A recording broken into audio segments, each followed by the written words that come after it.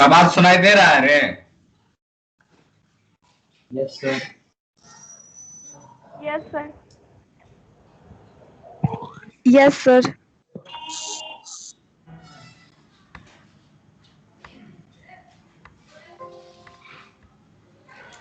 चलो आज देखो 10th का फिजिक्स का जो सिलेबस है वो बता देते हैं।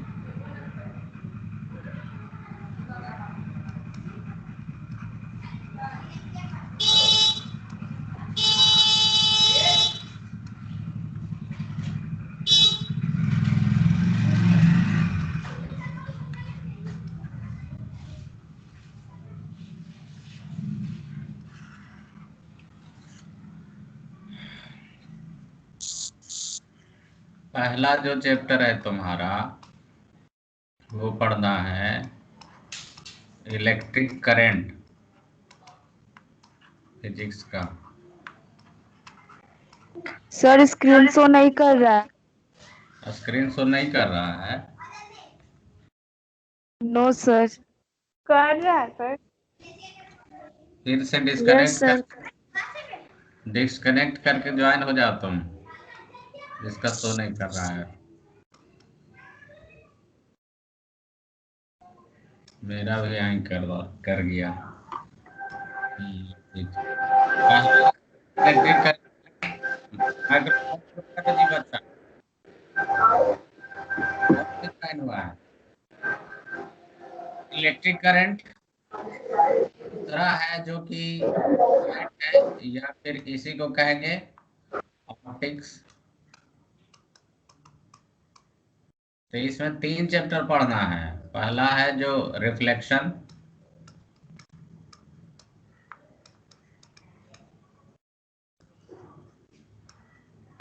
दूसरा है रिफ्रैक्शन,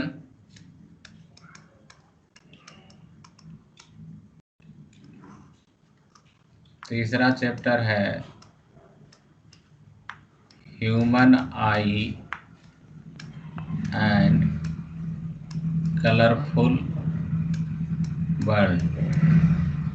ठीक है। फिर इसके बाद जो है तीसरा यूनिट वो है magnetic effect of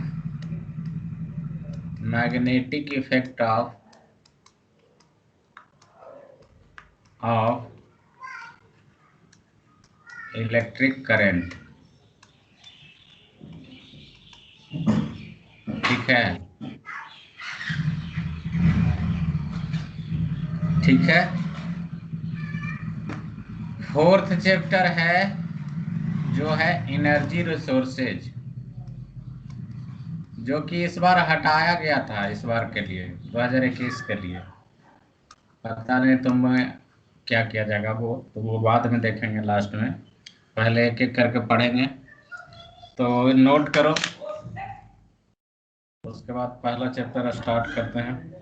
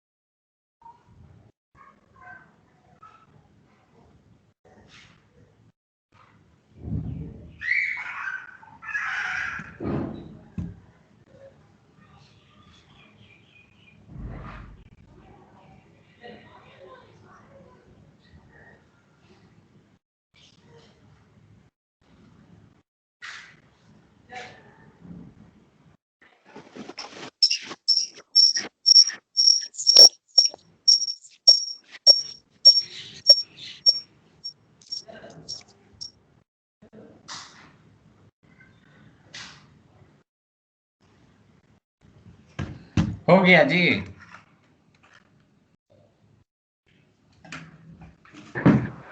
yes sir.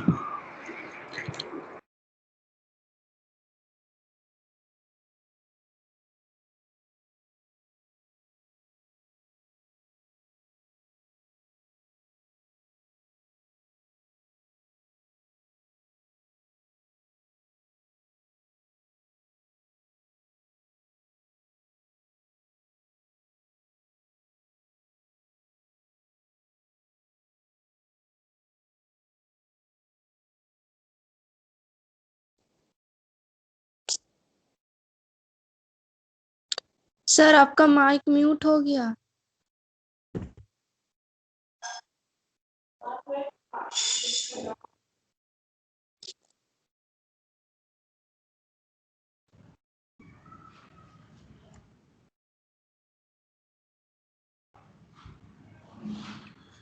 अब इलेक्ट्रिक करंट को डिफाइंड कैसे करेंगे, तो देखो the rate of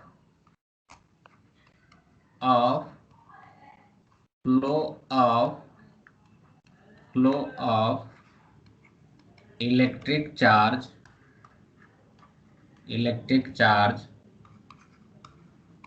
through a conductor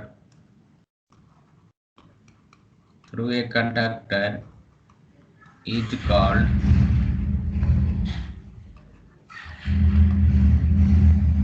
electric current.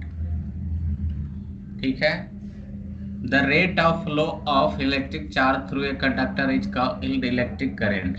देखो करंट को आई से डिनोट करते हैं, रेट लग गया मतलब टाइम से डिवाइड करना है। ठीक है, तो करंट बराबर क्या होता है, चार्ज बटा टाइम। करंट बराबर होता है चार्ज बटा टाइम, इसलिए इसको डिफाइंड किया जाता है the rate of flow of electric charge through a conductor is called electric current. मतलब किस रेट से कोई कंडक्टर से इलेक्ट्रिक चार्ज फ्लो कर रहा है उसी को क्या कहेंगे, इलेक्ट्रिक करंट कहेंगे। तो ये हो गया डेफिनेशन इसका इलेक्ट्रिक करंट का। अब देखो इसका यूनिट क्या देंगे, एसआई यूनिट ऑफ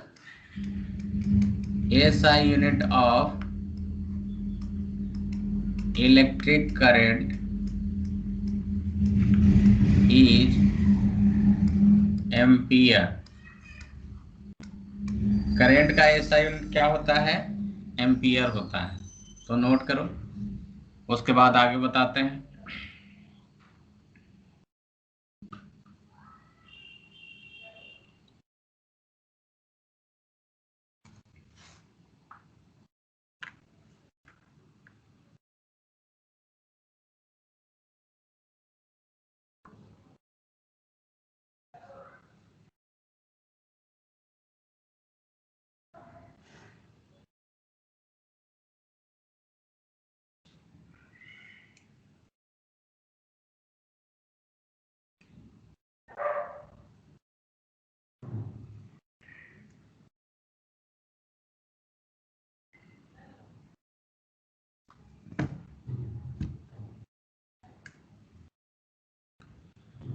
हो गया रे।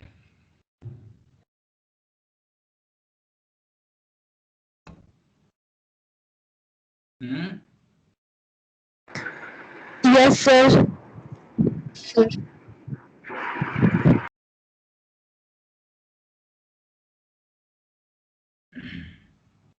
तो देखो इसमें एक टर्म आया चार्ज, तो पहले हम पता करेंगे चार्ज का मतलब क्या है, चार्ज किस कहते किसको है।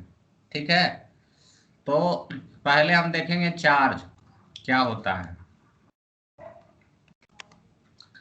तो लिखो चार्ज इज ए फंडामेंटल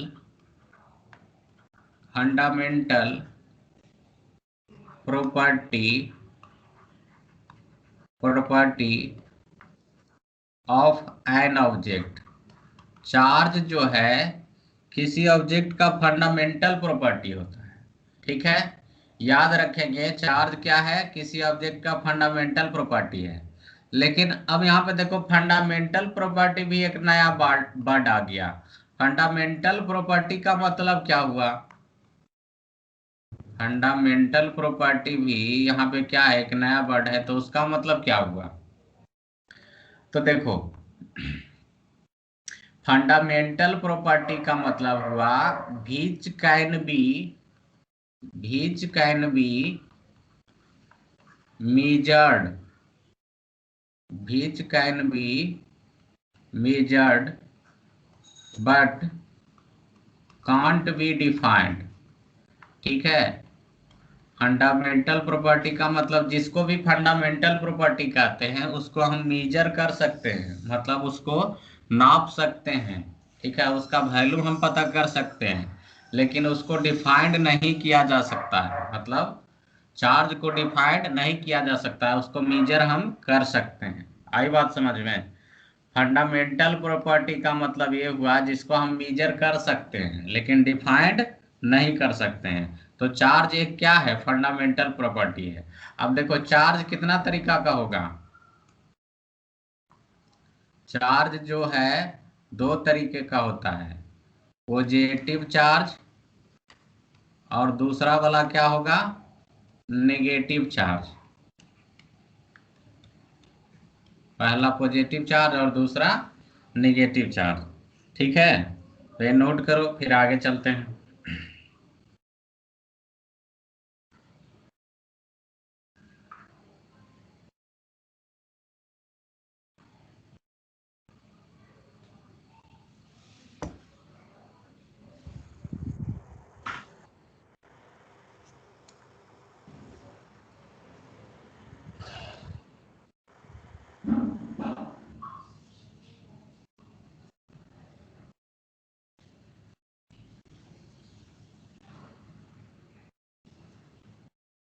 हो गया जी?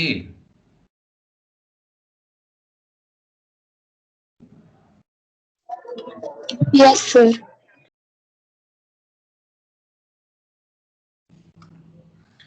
अब देखो सवाल ये उठता है कि चार्ज आता कहाँ से है। ठीक है, तो समझो इस चीज को। कोई भी ऑब्जेक्ट लेते हैं, कोई भी एटम लेते हैं, ठीक है, तो एटम का में सबसे अंदर सबसे सेंटर वाला पार्ट क्या कहलाता है, न्यूक्लियस। न्यूक्लियस के अंदर प्रोटॉन होता है और न्यूट्रॉन होता है। इलेक्ट्रॉन जो होता है वो चक्कर लगाता है उसके चारों तरफ, ठीक है, जिसको बोलते हैं ऑर्बिट। तो इलेक्ट्रॉन है जो चक्कर लगाता है। अब देखो डेली लाइफ में हम प्रोटॉन न्यूट्रॉन को डिस्टर्ब नहीं कर सकते हैं। जो डेली लाइफ में प्रोटॉन न्यूट्रॉन को हम डिस्टर्ब नहीं कर सकते हैं, वो न्यूक्लियस के अंदर सुरक्षित है। प्रोटॉन और न्यूट्रॉन कहाँ सुरक्षित है, न्यूक्लियस के अंदर सुरक्षित है। ठीक है, ये रहा न्यूक्लियस। प्रोटॉन न्यूट्रॉन को छेड़छाड़ सिर्फ एक ही फेनोमेना में होता है जिसको कहते हैं न्यूक्लियर फिजन और न्यूक्लियर फ्यूजन। ठीक है, ये दोनों केस में जो कि न्यूक्लियर बम वगैरह बनाने में यूज किया जाता है, nuclear bomb, hydrogen bomb. Daily life में डेली लाइफ में किसी भी एटम में कुछ भी फिजिकल प्रोसेस करते हैं या केमिकल प्रोसेस करते हैं, डेली लाइफ में हम लोग किसी भी ऑब्जेक्ट में कोई फिजिकल प्रोसेस करते हैं या केमिकल प्रोसेस करते हैं, तो न्यूक्लियस के अंदर प्रोटॉन या न्यूट्रॉन में कोई चेंज नहीं होता है। ठीक है, इलेक्ट्रॉन है जो चेंज किया जा सकता है। ठीक है, इलेक्ट्रॉन को बाहर निकाला जा सकता है, ठीक है, फिजिकल या केमिकल प्रोसेस से। ठीक है, तो इलेक्ट्रॉन को हम लोग बाहर कर सकते हैं, प्रोटॉन और न्यूट्रॉन न्यूक्लियस के अंदर एकदम सुरक्षित है। अब देखो कोई ऑब्जेक्ट जो नेचर में प्राकृतिक रूप से पाया जाता है, नेचर में फाउंड होता है, उसमें क्या होता है कि जितना इलेक्ट्रॉन होता है उतना ही प्रोटॉन होता है। तो मान लो जैसे हाइड्रोजन की बात करते हैं, हाइड्रोजन एटम को ही लेते हैं, हाइड्रोजन एटम की बात करेंगे, तो हाइड्रोजन एटम के अंदर क्या होता है, अंदर एक प्रोटॉन है और एक इलेक्ट्रॉन जो है उसका चक्कर लगा रहा है। ठीक है, अब देखो इसका टोटल चार्ज देखेंगे। क्या देखेंगे? Total charge.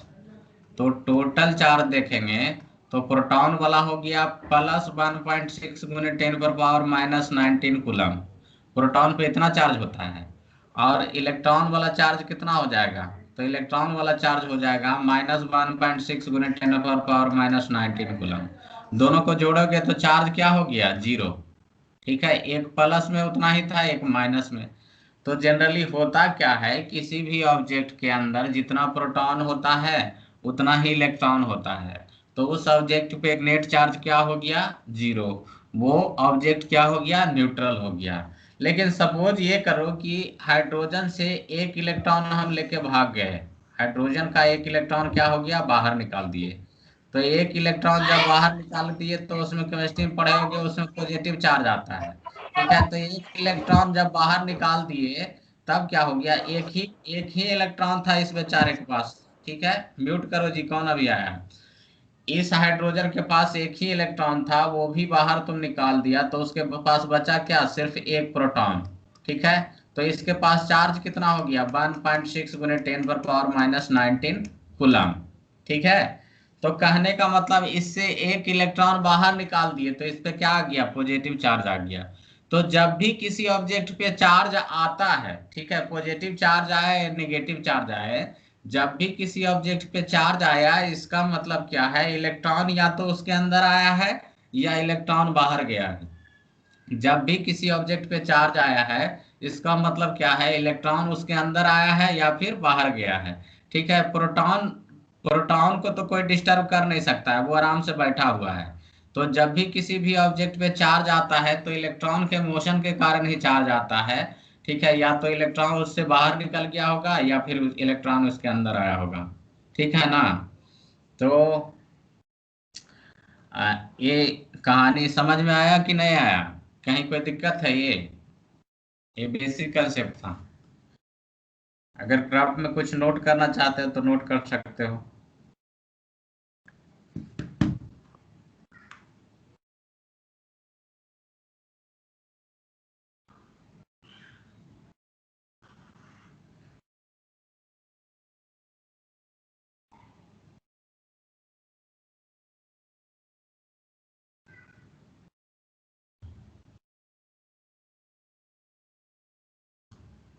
स्क्रीन नहीं शो कर रहा है। कितनों लोगों को ये दिक्कत है जी? स्क्रीन नहीं शो कर रहा है।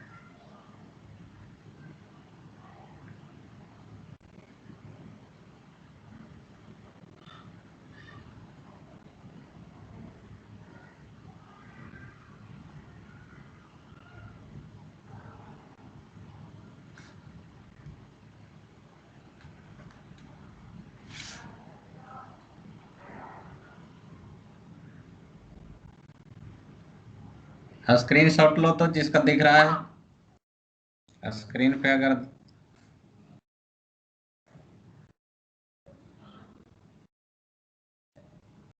जिसका नहीं दिख रहा है डिस्कनेक्ट करके फिर से ज्वाइन करके देखो।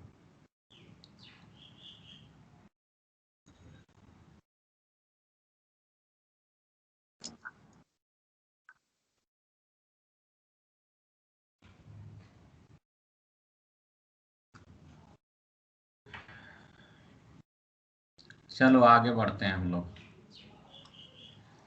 देखो, अब चार्ज के बारे में थोड़ा डिटेल में और जानते हैं। बहुत बेसिक कंसेप्ट समझा रहे थे। क्या बताया तुम लोग को? चार्ज जब भी जनरेट होगा तो इलेक्ट्रॉन किसी ऑब्जेक्ट के अंदर आएगा या तो बाहर जाएगा। ठीक है, तो मान लो ये कोई ऑब्जेक्ट है तो इससे n इलेक्ट्रॉन बाहर निकला। कितना इलेक्ट्रॉन बाहर निकला? n इलेक्ट्रॉन बाहर निकला। तो इस पे चार्ज कितना हो जाएगा? Q बराबर +Ne। ठीक है, जब इलेक्ट्रॉन बाहर निकलेगा तो पॉजिटिव चार्ज, इलेक्ट्रॉन अंदर आएगा तो क्या होगा? Negative charge. मान लो दूसरा ऑब्जेक्ट है, n इलेक्ट्रॉन उस पे अंदर आया तो इस पे क्या हो गया? नेगेटिव चार्ज आ गया। ठीक है, पेन पेपर लेके बैठो, पेन पेपर लेके बैठोगे, नोट्स बनाते चलोगे साथ साथ में। ठीक है ना? नोट्स बनाते चलोगे तभी फायदा होगा ऑनलाइन का, अदरवाइज कोई फायदा है नहीं। ठीक है, तो देखो कोई किसी ऑब्जेक्ट से अगर चार्ज निकला तो उस पर पॉजिटिव चार्ज, ठीक है, किसी ऑब्जेक्ट से अगर चार्ज बाहर गया तो उस पर पॉजिटिव चार्ज आएगा, चार्ज अगर अंदर आया तो उस पर नेगेटिव चार्ज, Q बराबर माइनस एन ई। ठीक है, यहाँ पे n क्या है, n है नंबर ऑफ इलेक्ट्रॉन, n क्या है, नंबर ऑफ इलेक्ट्रॉन, कितना इलेक्ट्रॉन बाहर गया या अंदर आया। ठीक है, Q क्या है, चार्ज, Q यहाँ पे क्या है, चार्ज। ठीक है, E क्या है, magnitude of charge of electron, magnitude of charge of electron, magnitude of charge of charge, magnitude of charge of electron. ठीक है, कितना होता है इलेक्ट्रॉन का चार्ज, 1.6 इंटू 10⁻⁻19 कूलम, माइनस में होता है लेकिन यहाँ पे सिर्फ मैग्नीट्यूड ले रहे हैं, प्लस माइनस नहीं ले रहे हैं। ठीक है, ये क्या है, magnitude of charge of electron, कितना होता है 1.6 इंटू 10⁻⁻19 कूलम। ठीक है, तो ये हो गया तुम्हारा कब पॉजिटिव चार्ज होगा, कब नेगेटिव चार्ज होगा, किसी ऑब्जेक्ट पे पॉजिटिव चार्ज होगा कब होगा, जब उससे इलेक्ट्रॉन बाहर जाएगा, किसी ऑब्जेक्ट पे पॉजिटिव चार्ज कब होगा, जब उससे इलेक्ट्रॉन बाहर जाएगा, किसी ऑब्जेक्ट पे नेगेटिव चार्ज कब अपीयर होगा, जब उस पे इलेक्ट्रॉन उसके अंदर आएगा। तो इतना नोट करो, अब आगे और डिटेल में चलते हैं।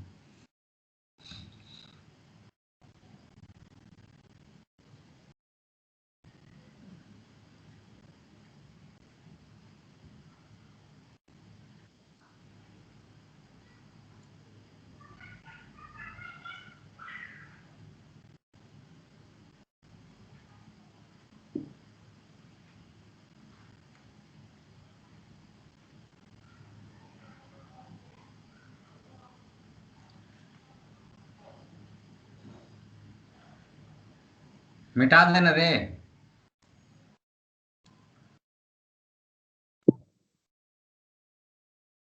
अब देखते हैं, यहां पर देखो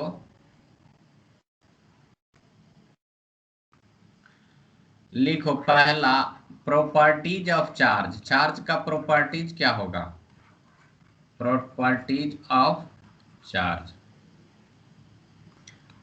पहला property, charge is a scalar quantity, charge is a scalar quantity, charge क्या है, एक स्केलर क्वांटिटी है। Therefore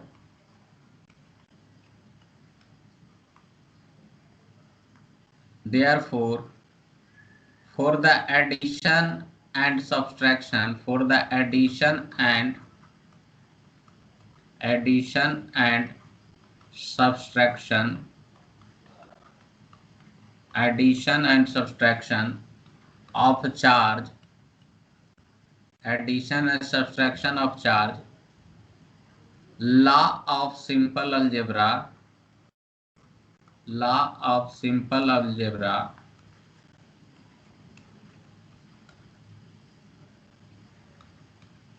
can be followed। ठीक है, चार्ज एक स्केलर क्वांटिटी है, इसलिए इसके जोड़ या घटाव के लिए सिंपल अलजेब्रा का रूल फॉलो कर सकते हैं। सिंपल अलजेब्रा क्या हुआ भाई, और इसके अलावा और क्या अलजेब्रा होता है वो बताते हैं। जैसे देखो, मान लो किसी टोकरी में 2 किलो मांस पहले से, 2 किलो आलू पहले से था, इस टोकरी में 2 किलो आलू और डाल दिए, तो टोटल आलू कितना हो गया, टोटल कितना हो गया, 4 किलो हो गया ना।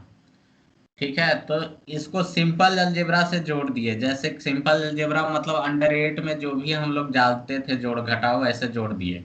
ठीक है, अब मान लो कि कोई ऑब्जेक्ट है, ठीक है, इस पे 2 न्यूटन का फोर्स हम इधर से लगाए, ठीक है, और 2 न्यूटन का फोर्स हम इधर से लगाए। ठीक है, तो हम क्या कह सकते हैं, इस ऑब्जेक्ट पर जो नेट फोर्स होगा वो 4 न्यूटन होगा, नहीं कह सकते हैं, क्योंकि फोर्स है वेक्टर क्वांटिटी, इसको वेक्टर अलजेब्रा से जोड़ना होगा, वेक्टर की तरह जोड़ना होगा। ठीक है, इसको स्केलर की तरह, मास क्या था स्केलर क्वांटिटी, तो उसमें कर दिए 2 और 2 4। ठीक है, ये फोर्स क्या है वेक्टर क्वांटिटी, तो इसमें नहीं कर सकते हैं 2 और 2 4, डिपेंड करेगा एंगल पर। मान लो 2 न्यूटन इधर से लग रहा है, 2 न्यूटन इधर से लग रहा है, तो नेट फोर्स यहाँ क्या हो जाएगा 0। ठीक है, मान लो कि 2 न्यूटन इधर से लग रहा है और दूसरा वाला फोर्स भी 2 न्यूटन इधर से लग रहा है, तो नेट फोर्स क्या हो जाएगा 4 न्यूटन। ठीक है, तो दो अलजेब्रा फॉलो होता है जोड़ घटाव के लिए, एक वेक्टर अलजेब्रा वेक्टर के लिए होता है। एक क्या हो गया, कहाँ चला गया स्लाइड।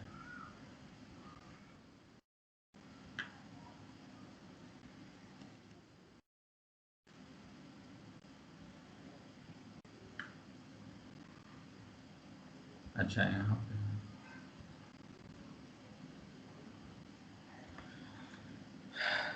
चलो तो जिसको नोट करना है नोट करेगा।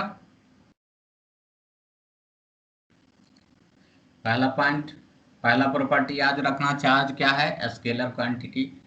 चार्ज क्या है एक स्केलर क्वांटिटी है। इसके एडिशन सब्सट्रैक्शन के लिए क्या यूज करते हैं, तो सिंपल अलजेब्रा को फॉलो करते हैं।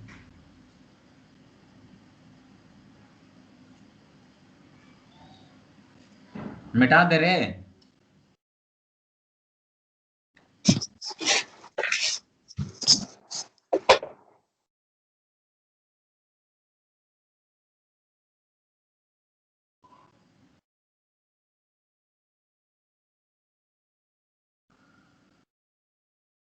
देखो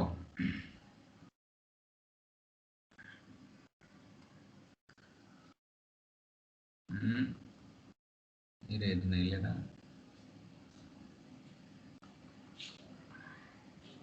चलो कोई बात नहीं। दूसरा प्रॉपर्टी अब देखते हैं। दूसरा जो प्रॉपर्टी है वो है charge is a conserved quantity.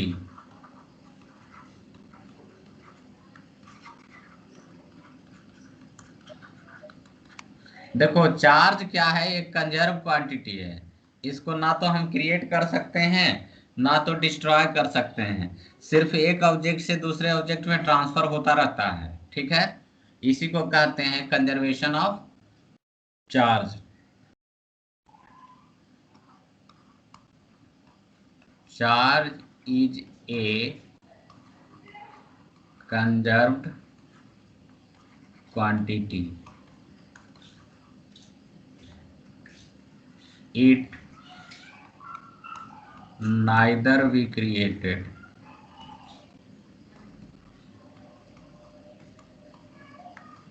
nor be destroyed, only transfer of charge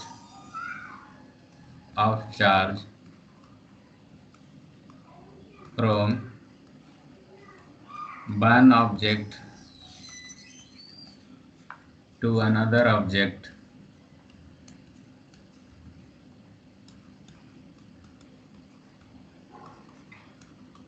takes place.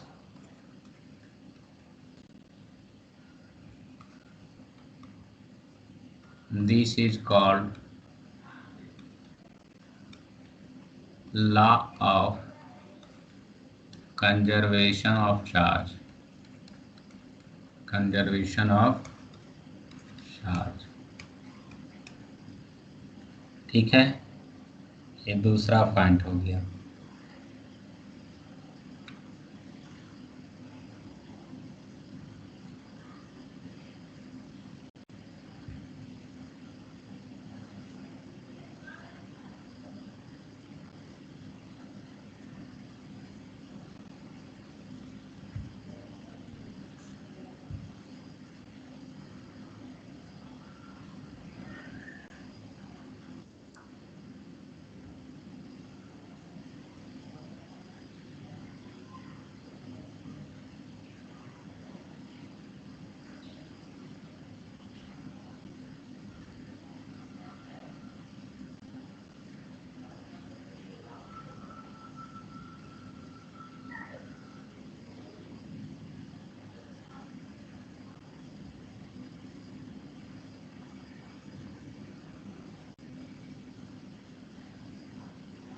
हो गया रे।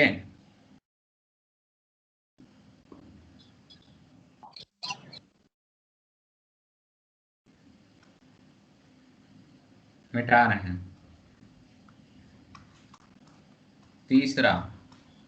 तीसरा जो प्रॉपर्टी है वो कहलाता है quantization of charge, CUAN, quantization of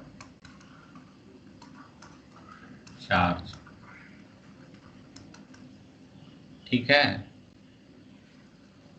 तो क्वांटाइजेशन ऑफ चार्ज क्या देख रहे थे कि किसी ऑब्जेक्ट से अभी देखे थे थोड़ी देर पहले, अगर n इलेक्ट्रॉन बाहर निकलता है, n इलेक्ट्रॉन बाहर निकलता तो उस पर चार्ज आता है Q बराबर प्लस Ne। अगर n इलेक्ट्रॉन उसके अंदर आता है तो उस पर चार्ज क्या आ जाता है, Q बराबर माइनस Ne। दोनों को मिला के जब लिखेंगे हम, ठीक है, दोनों को कंबाइंड करके लिखेंगे तो Q बराबर क्या लिखेंगे, प्लस माइनस Ne। ठीक है, इसी को लैंग्वेज में लिखा जाता है, लैंग्वेज में इसी को लिख देते हैं, उसी को कहते हैं क्वांटाइजेशन ऑफ चार्ज। लैंग्वेज में क्या लिखा जाता है, the possible charge, the possible charge on any object, on any object is always integral multiple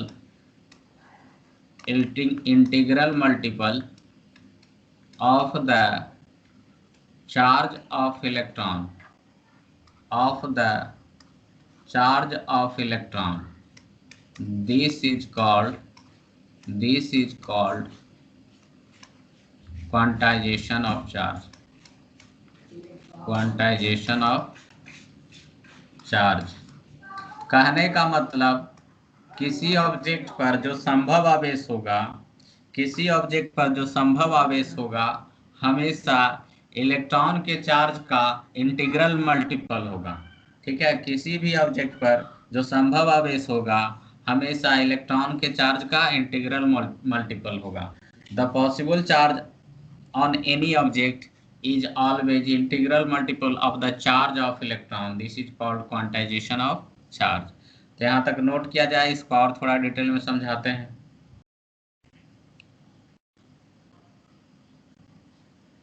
sir object is always के बाद क्या है? इज ऑलवेज इंटीग्रल, इंटीजर से इंटीग्रल है, इंटीजर INTEGRAL, इंटीग्रल।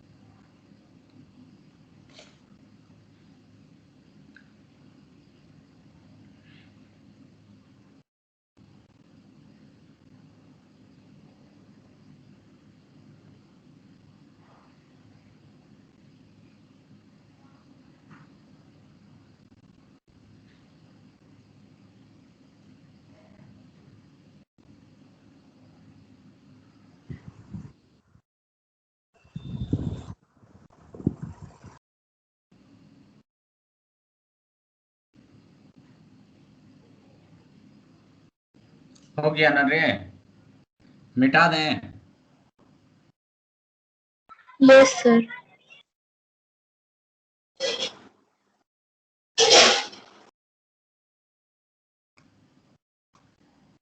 देखो क्यों इलेक्ट्रॉन के चार्ज का इंटीग्रल मल्टीपल होता है किसी ऑब्जेक्ट पे चार्ज, तो देखो समझो बात को, किसी भी ऑब्जेक्ट पर चार्ज कब आता है, जब या तो उसको छोड़ के इलेक्ट्रॉन भाग जाए। ठीक है, इलेक्ट्रॉन छोड़ के भागता है तो पॉजिटिव चार्ज, या इलेक्ट्रॉन उसके अंदर आ जाए, तो इलेक्ट्रॉन आता है अंदर तो नेगेटिव चार्ज आता है।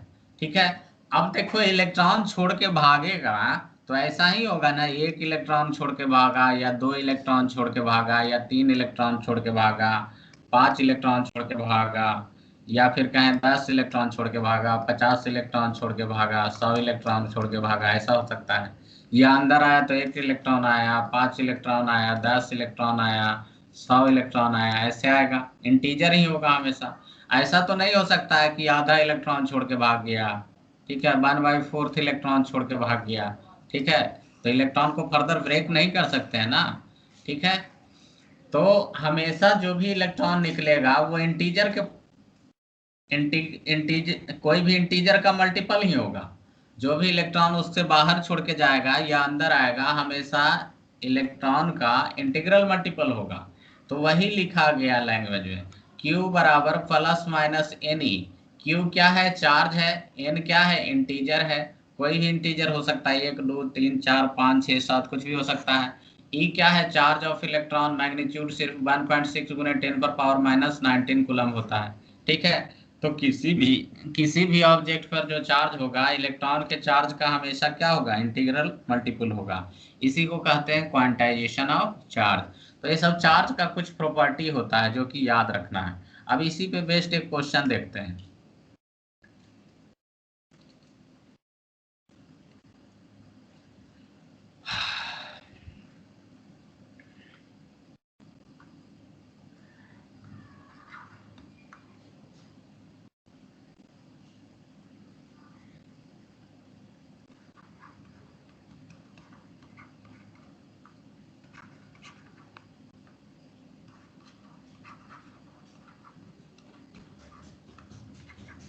Each of the following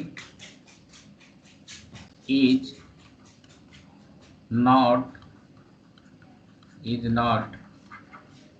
possible charge of an object, ठीक है। इनमें से कौन सा चार्ज है जो किसी ऑब्जेक्ट पे पॉसिबल नहीं है? पहला ऑप्शन है 1.6 गुने 10 पर power minus 18 coulomb, B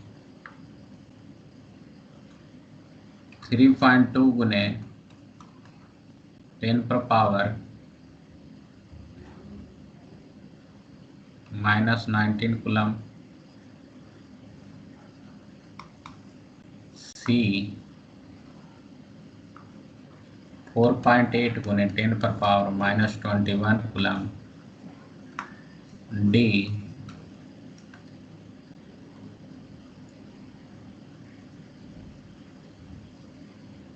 'none of these'।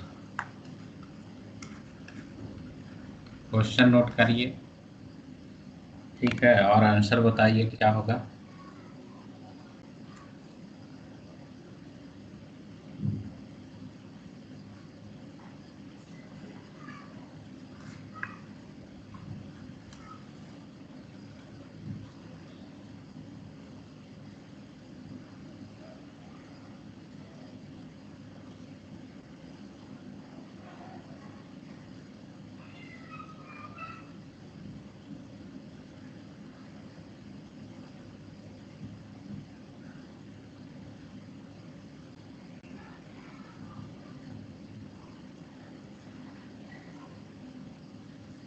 क्या होगा? कैसे पता चलेगा?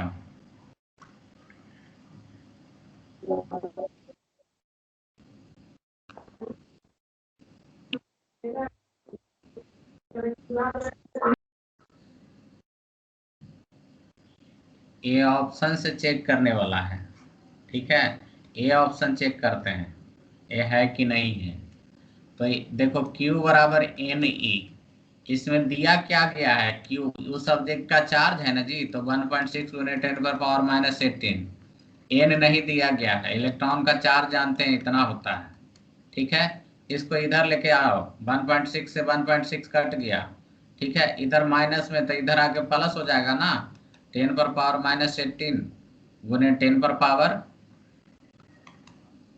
प्लस 19, तो एन, तो दोनों कटेगा तो 10 पर पावर 1 हो गया ना। कितना हो गया यहाँ पे? 10 पर पावर 1 बराबर एन, या फिर एन बराबर 10। तो 10 क्या है? इंटीजर है ना जी। 10 क्या है? इंटीजर है। मतलब कि ये संभव है किसी ऑब्जेक्ट पर। एन क्या होना चाहिए? हमेशा इंटीजर होना चाहिए। एन जो है फ्रैक्शन में नहीं आना चाहिए, डेसिमल में नहीं आना चाहिए। तो पहला ऑप्शन मतलब 1.6 गुने 10⁻⁻18 कूलम किसी ऑब्जेक्ट पर संभव है, ठीक है। तो ये तुम्हारा नहीं होगा, ये ऑप्शन कट गया। अब बी को ऐसे ही चेक करना है, ठीक है। तो बी में इंटीजर आ गया, तो इसका मतलब पॉसिबल है उतना, ठीक है। फिर आगे चेक करेंगे, ऑप्शन से चेक करना है सब। चेक करके बताओ किसमें इंटीजर नहीं आता है, वही आंसर होगा।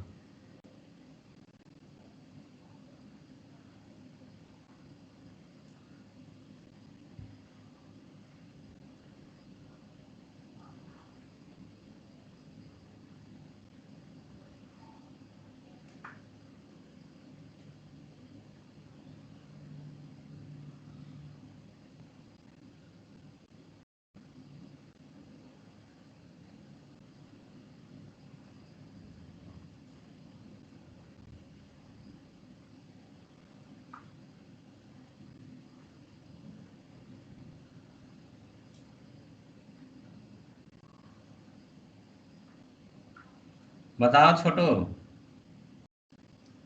किसमें इंटीजर नहीं आया रे?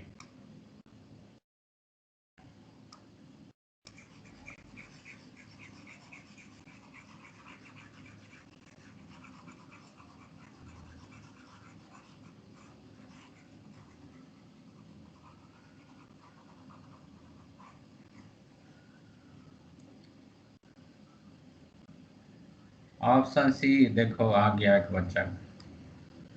बी में देखेंगे तो Q बराबर एन ई, तो Q की वैल्यू है 3.2 गुने 10⁻⁻19। एन इलेक्ट्रॉन का चार्ज 1.6 इंटू 10⁻⁻19। तो इससे कट गया, ठीक है। ये दो बार का कटेगा 2, तो n बराबर 2, इसमें भी इंटीजर आ गया, तो ये भी सही आंसर नहीं है। सी में चेक करेंगे, Q बराबर एन ई, तो Q 4.8 गुने 10⁻⁻21। एन ई का इलेक्ट्रॉन का चार्ज 1.6 गुने 10⁻⁻19, ठीक है।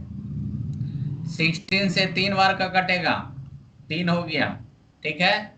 इधर माइनस में तो इधर आके प्लस, तो 3 इंटू 10⁻⁻21 गुने 10⁻19 बराबर n। तो 21 में से 19 गया तो कितना, 3 इंटू 10⁻⁻2 बराबर n। क्या ये इंटीजर है? ए भी ऑप्शन, बी भी कैंसिल हो गया। नोट करो इतना और बताओ हमको, क्या 3 इंटू 10⁻⁻2 इंटीजर है कि नहीं है?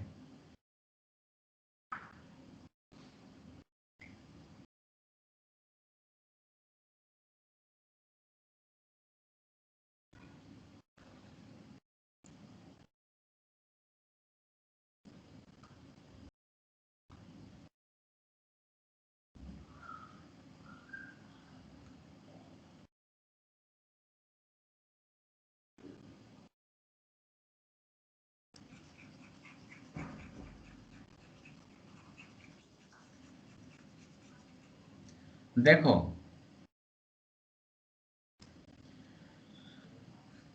n बराबर 3 इंटू 10⁻⁻2 आया, तो 10⁻⁻2 तो नीचे आएगा तो +2, 10⁻2 ना, तो 3/100। तो ये क्या हो जाएगा, 0.03। ये इंटीजर नहीं है ना जी। तो आना क्या चाहिए था हमेशा इंटीजर, तो इंटीजर नहीं आया, मतलब ऐसा कोई चार्ज पॉसिबल नहीं है। तो ये वाला ऑप्शन हो जाएगा, सी सही आंसर हो जाएगा।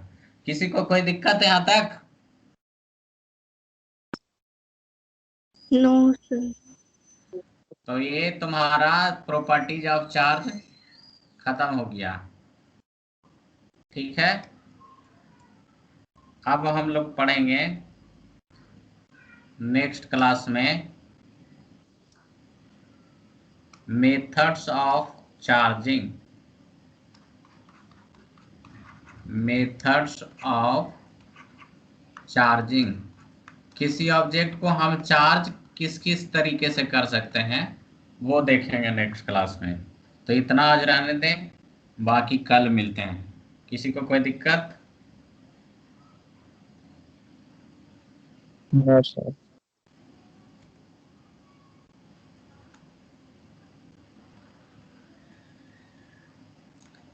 चलो ठीक है।